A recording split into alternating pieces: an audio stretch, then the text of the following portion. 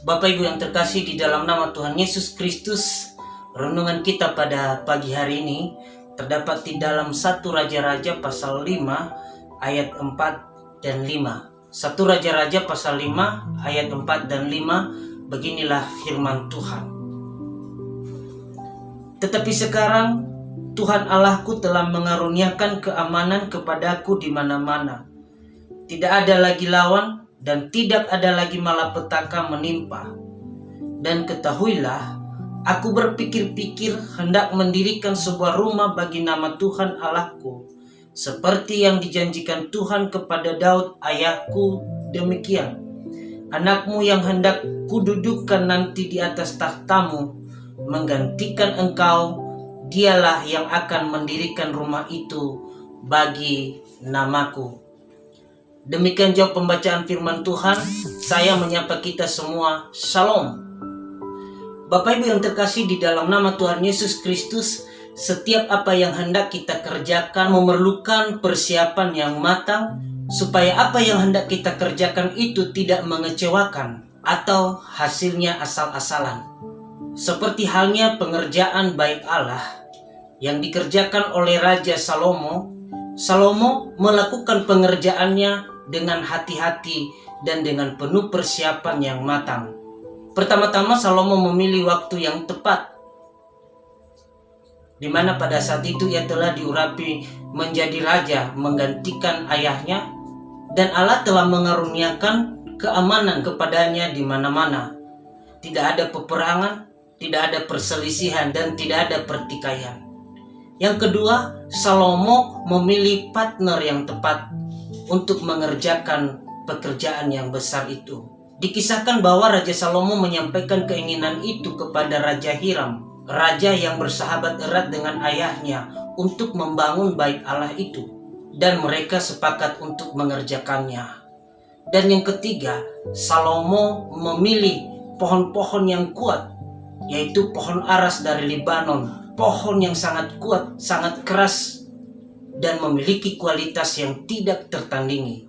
Tujuannya agar pekerjaan ini tidak hanya berguna untuk generasinya, tetapi bagaimana supaya bait Allah itu dapat dipergunakan oleh generasi berikutnya.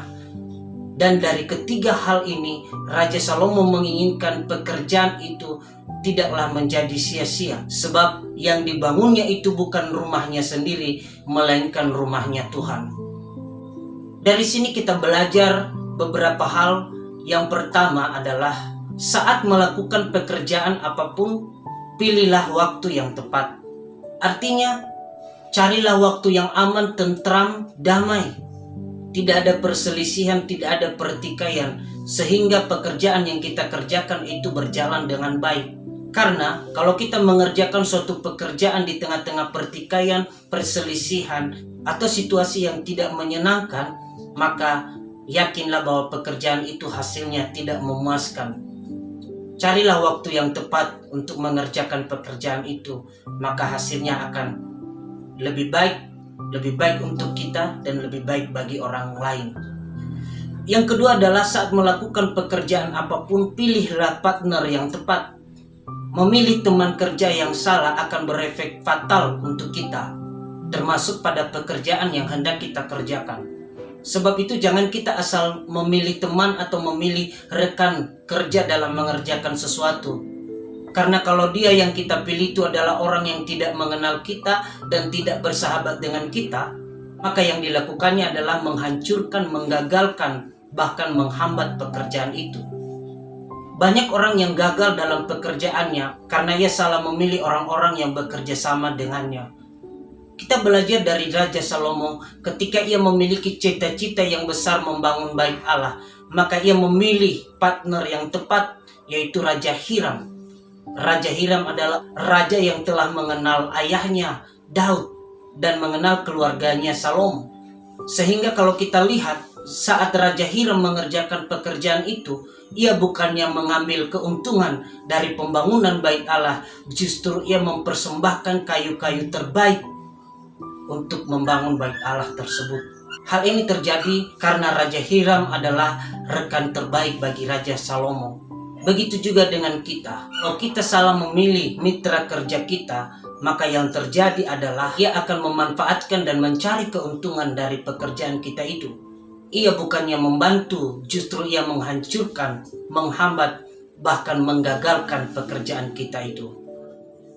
Yang ketiga adalah saat kita melakukan pekerjaan apapun, maka pilihlah bahan-bahan yang berkualitas tinggi. Seringkali kita mendengarkan kata-kata bijak yang mengatakan bahwa lebih baik kita rugi membeli daripada kita rugi memakai.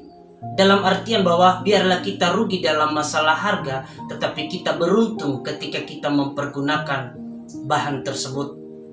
Seringkali banyak orang tergiur hanya karena harganya murah, karena mudah untuk dijangkau, tetapi tidak pernah memperhatikan kualitas dari bahan-bahan yang hendak dipergunakan dalam pekerjaan tersebut. Pada akhirnya, karena bahan-bahan tersebut bukan bahan-bahan yang berkualitas, akhirnya hanya sekali dua kali pakai, setahun dua tahun dipakai, itu sudah rusak. Kita belajar dari Raja Salomo ketika ia membangun bait Allah, ia memilih bahan-bahan yang berkualitas, bahan-bahan yang kuat. Karena ia memikirkan bahwa biarlah bait suci ini tidak hanya dipakai pada generasinya, tetapi bagaimana supaya bait suci itu bisa dipakai di generasi-generasi berikutnya, bahkan beribu-ribu tahun berikutnya, bait Allah itu masih tetap kokoh dan kuat. Oleh sebab itu, marilah kita mengerjakan suatu pekerjaan dengan kualitas-kualitas yang bagus, sehingga itu bisa dinikmati oleh generasi-generasi kita berikutnya. Bapak Ibu yang terkasih, marilah kita menjadi Raja Salomo masa kini dalam mengerjakan pekerjaan, sehingga pekerjaan yang kita kerjakan itu hasilnya memuaskan dan itu bermanfaat bagi orang banyak. Tuhan Yesus memberkati kita semua. Shalom.